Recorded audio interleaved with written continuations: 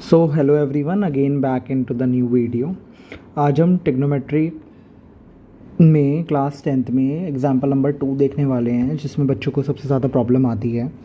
तो I will try to make sure कि आपको इजीली समझ में आए किस तरीके से हम ये क्वेश्चन करने वाले हैं। देखेंगे, कहा गया है क्वेश्चन में कि इफ़ एंगल बी, ये वाला, और एंगल क्यू, अगर ये दोनों दो एंगल्स हैं और कहा गया है कि अगर ये दोनों एक्यूट एंगल्स हैं, ठीक है, इस तरीके से एक्यूट एंगल हैं कि साइन बी साइन क्यू के क्या है, इक्वल, तो हमें प्रूफ करना है कि angle B angle Q K equal होना चाहिए। ठीक है, तो वैसे तो अगर आप नेट पे देखेंगे तो अलग अलग मेथडोलॉजीज़ हैं, बट फिर भी हम ट्राई करेंगे कि बहुत ईजी तरीके से हम इसको करने की कोशिश करें। First of all children, you will see that it is given that sine B is equal to sine Q. सबसे पहले मेरे दिमाग में ये आता है कि साइन का सर फॉर्मूला क्या होता है। साइन थीटा हमने पढ़ा है, क्या होता है, परपेंडिकुलर अपॉन हाइपोटेन्यूज। ठीक है, तो ये हमारे दिमाग में रहना चाहिए। तो अगर मैं इस ट्रायंगल की बात करूँ तो परपेंडिकुलर क्या हो जाएगा हमारा, ए सी, और हाइपोटेन्यूज ए बी, तो मैंने यही लिखा है A C upon A B. Clear है। और अगर मैं इस ट्रायंगल की बात करूँ तो इस ट्रायंगल में आप देखेंगे तो ये हो जाएगा P R upon P Q. Clear है, तो यहाँ पे मैंने यही लिखा है। आई थिंक यहाँ तक की सबको बात क्लियर होगी। ठीक है, और हमें क्वेश्चन में गिवन है कि sine B sign Q K equal है, तो मतलब ए सी अपॉन ए बी भी P R over P Q K equal होगा, येस और नो। तो यही मैंने लिख रखा है।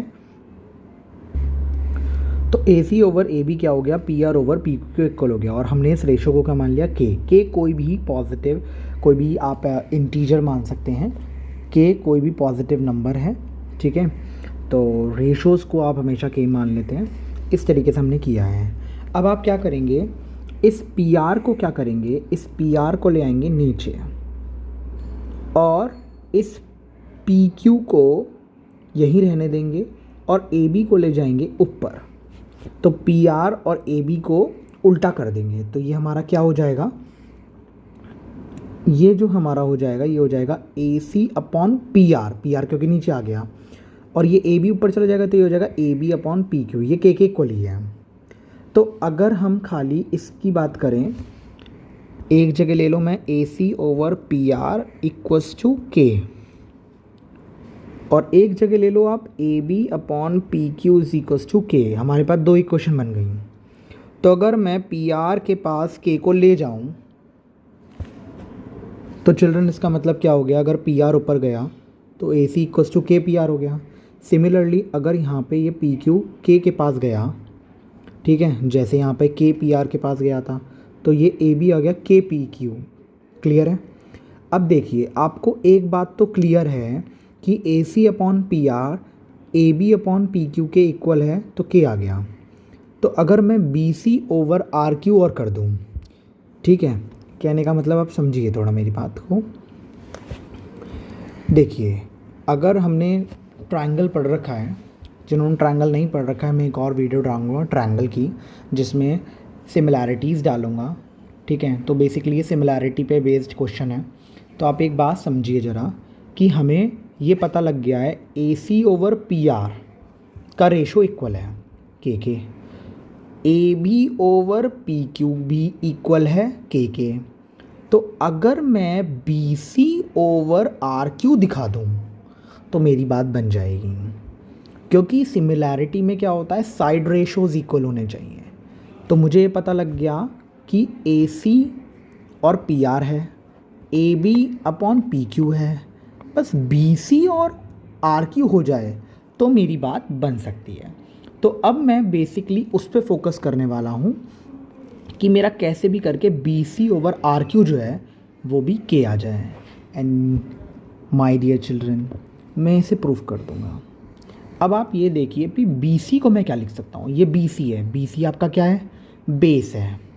ठीक है, तो बी सी को आप क्या लिख सकते हो, अगर मैं पाइथागोरस लगाऊँ बेटा, तो पाइथागोरस लगाऊंगा तो इसमें क्या हो जाएगा आपका, A B square is equals to A C square plus B C square. मुझे बी सी चाहिए, तो बी सी स्क्वायर क्या हो जाएगा, hypotenuse that is A B square minus A C square. तो मैं ए सी को इधर ले गया। सिमिलरली अगर इसमें देखूँ मैं तो ये हो जाएगा P Q square is equals to P R square plus R Q square. मुझे आर क्यू चाहिए तो मैं पी आर को इधर ले जाऊँगा, तो ये हो जाएगा R Q square is equals to P Q square minus P R square. तो I have both the values. Now I will try to substitute these values in this. Okay, अब आप बस इसमें वैल्यू डाल दीजिए। तो ये रूट ऑफ दिस मैंने इसमें वैल्यू डाल दी, ये रूट ऑफ दिस इसमें वैल्यू डाल दी। अब आप एक चीज़ देखिए, आपको ए सी क्या गिवन है, के पी आर। आप इस ए सी में वैल्यू डाल दो के पी आर। स्क्वायर है तो के स्क्वायर पी आर स्क्वायर हो गया। सिमिलरली पी आर की वैल्यू यहाँ से डाल दो, वो सॉरी पी आर की नहीं, ए बी की डालेंगे, ए बी की यहाँ से ए बी की डाल देंगे के square P Q square. Clear बेटा? तो अब आप यहाँ पे देखिए, यहाँ पे भी के स्क्वायर आ रहा है, यहाँ पे भी के स्क्वायर आ रहा है। के स्क्वायर रूट से बाहर ले लेंगे तो के आ गया, अंदर क्या बचा, root P Q square minus P R square, denominator में भी यही बचा। तो ये क्या हो जाएगा बेटा, कैंसिल आउट। क्या हो जाएगा ये, कैंसिल आउट। ठीक है, तो हमारे पास क्या बचा, ओनली के। क्या बचा, ओनली के। तो यही हमें प्रूव करना था। अब आप ये देखिए, तीनों ही रेशोज़ क्या आ रहे हैं, के इक्वल आ जा रहे हैं। क्या आ रहे हैं, के इक्वल आ जा रहे हैं। तो हमने ये देखा फ्रॉम इक्वेशन 1 एंड 2। ठीक है, एक को इक्वेशन 1 मान लिया आपने, ये रहा, ग्रीन से मैं हाईलाइट कर रहा हूँ, और ये इक्वेशन 2 मान ली।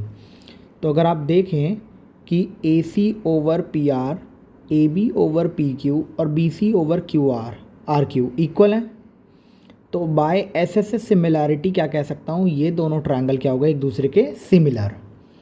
और अगर ये दोनों ट्रायंगल सिमिलर हो गए तो हम सी पी एस टी के थ्रू ये कह सकते हैं कि एंगल बी और एंगल क्यू क्या होंगे, इक्वल। अब ये sir C P S T क्या होता है, सी पी एस टी होता है corresponding pairs of similar triangles. मतलब अगर दो ट्रायंगल सिमिलर हैं तो उनके कॉरस्पॉन्डिंग पार्ट्स भी सिमिलर हैं। कहने का मतलब ये है कि अब ये दोनों ट्रायंगल अगर इक्वल हैं तो इनके सारे एंगल्स, ये इसके इक्वल हो जाएगा, ये इसके इक्वल हो जाएगा, ये इसके इक्वल हो जाएगा। All angles will be equal and all side ratios are equal. Okay, so we will discuss about this in particularly in triangles. Okay, but here by this we can say that if these two triangles are similar, then by CPST I can say that angle B is equals to angle Q. So this is one of the most important question and have the different kind of the concept clarity. Okay, so children please have a read look of this. और इसमें अगर आपको इसी type की question की practice करनी है तो अब अगर आप NCERT में 121 पेज नंबर पर जाएं और एक्सरसाइज 8.1 का क्वेश्चन नंबर 6 ट्राई करें। ठीक है, तो थोड़ा आपको और क्लियर होगा, बट थोड़ा वो इजी है, but this is a different type of one, तो इसलिए मैंने आपको इस तरीके से कराया है। तो एक बार इसको देख लीजिए, कोई डाउट हो तो मेरे को बता दीजिए, आप कमेंट में भी डाल सकते हैं, और अगर आपको अच्छा लगा हो तो please like, comment and share. Thank you children and have a good day. We will back to the new video with some different type of questions related to trigonometry. Thank you.